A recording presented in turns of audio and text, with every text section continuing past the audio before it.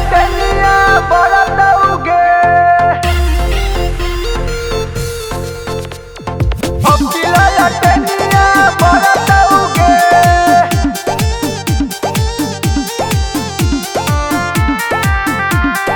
माँ Shitala recording studio Bihar Sharif. कहो नहीं डलो का डरत हुगे कहो नहीं डलो का डरत हुगे अब किलो लटनिए जलत हुगे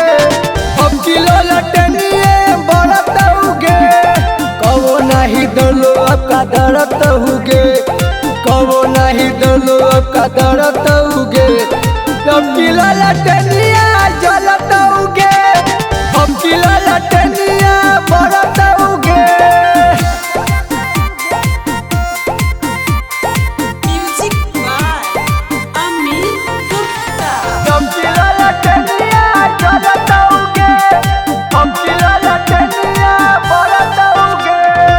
बेमानी करके उ करेला छल हो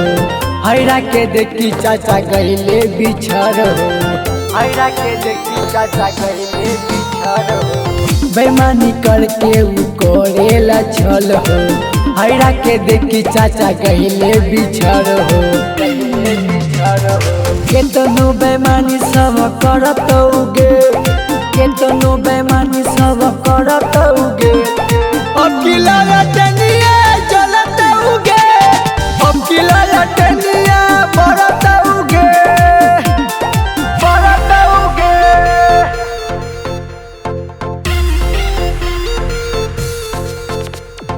अबकिला लटनिया बरत उगे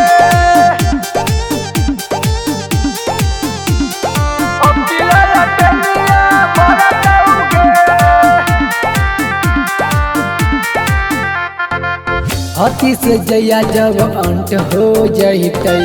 हैरा पगलेली छौरी शांत हो जइतै रंगारी होगे हाथी से जया जब अंत हो जइतै